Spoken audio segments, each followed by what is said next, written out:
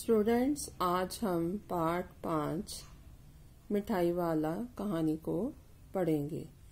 इसके लेखक भगवती प्रसाद वाजपेयी जी हैं। जैसा कि शीर्षक से ही पता चलता है कि ये कहानी मिठाई वाले के बारे में है, लेकिन ये कहानी मिठाई वाले के बारे में नहीं है। ये कहानी ऐसे आदमी के बारे में है जो कभी मिठाई बेचता है, कभी मुरली बेचता और कभी खिलौने।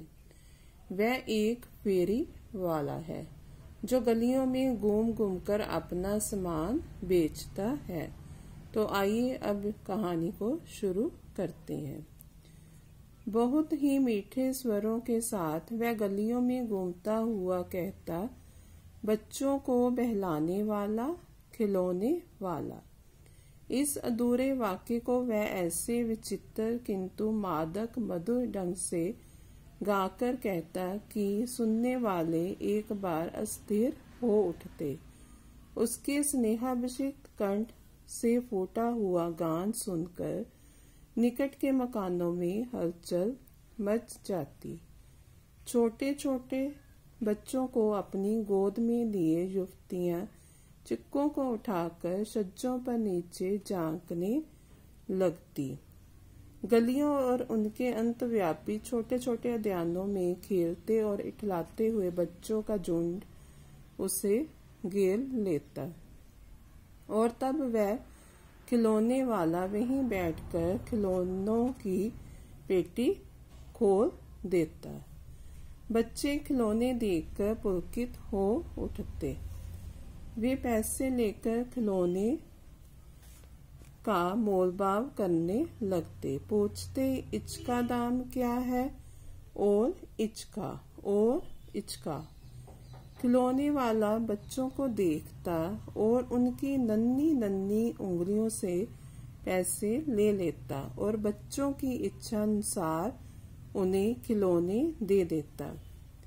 खिलौने लेकर फिर बच्चे उछलने कूदने लगते और तब फिर खिलौने वाला उसी प्रकार गाकर कहता, बच्चों को बहलाने वाला, खिलौने वाला।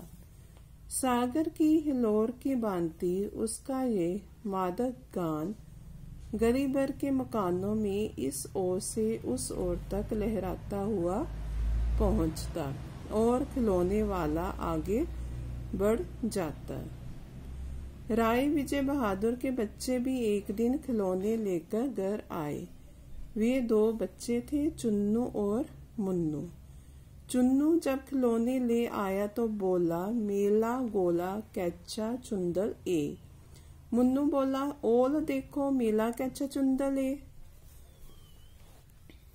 दोनों अपने हाथी घोड़े लेकर घर भर में उछलने लगे।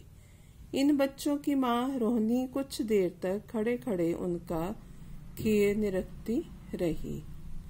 अंत में दोनों बच्चों को बुलाकर उसने पूछा, अरे ओ चुन्नू मुन्नू, ये खिलौने तुमने कितने में लिए हैं? मुन्नू बोला, 2 पैसे में। खिलौने वाला दे गया है। रोहनी सोचने लगी, इतने सस्ते कैसे दे गया है? ये तो वही जाने, लेकिन दे तो गया ही है, इतना तो निश्चय है। एक जरा सी बात ठहरी। रोहनी अपने काम में लग गई। फिर कभी उसे इस पर विचार करने की आवश्यकता भी भला क्यों पड़ती। इसमें लेखक ने बताया है कि खिलौने वाला अपने खिलौने बेचने के लिए मादक और मधुर स्वर से गाता, बच्चों को बहलाने वाला, खिलौने वाला। उसके मुंह से अधूरा सा वाक्य सुनते ही बच्चों में हलचल मच जाती थी। बच्चे अपना खेलना भूलकर उसके पास चले आते थे। युवतियां अपने दरवाजे पर पड़ी चिक उठाकर छज्जों से नीचे झांकने लगती थी। बच्चों से गिरा खिलौने वाला अपने खिलौनों की पेटी खोलकर बच्चों के बीच बैठ जाता था। खिलौने देखकर पुलकित बच्चे अपनी तोतली आवाज में उनका मूल्य पूछते थे। वह बच्चों की छोटी छोटी उंगलियों में दबे पैसे लेकर खिलौने दे देता था। बच्चे अपने खेल में मगन हो जाते और वह आगे बढ़ जाता। राय विजय बहादुर के बच्चे चुन्नू मुन्नू भी खिलौने लाए थे और खुशी से अपने माँ बाप को दिखा रहे थे। उनकी माँ रोहिणी ने पूछा कि कितने में लिया है। चुन्नू बोला 2 पैसे में। रोहिणी सोचने लगी कि इतने सस्ते खिलौने वह कैसे दे गया। इस विषय में उसने ज्यादा सोचना ठीक ना समझा। 6 महीने बाद नगर भर में 2-4 दिनों से एक मुरली वाले के आने का समाचार फैल गया। लोग कहने लगे, भाई वाह, मुरली बजाने में वह एक ही उस्ताद है। मुरली बजाकर गाना सुनाकर वह मुरली बेचता भी है, सो भी 2-2 पैसे में। भला इसमें उसे क्या मिलता होगा? मेहनत भी तो ना आती होगी। एक व्यक्ति ने पूछ लिया, कैसा है वह मुरली वाला? मैंने तो उसे नहीं देखा। उत्तर मिला, उम्र तो उसकी अभी अधिक ना होगी, यही 30-32 का होगा। दुबला पतला गोरा युवक है, बीकानेरी रंगीन साफा बांधता है।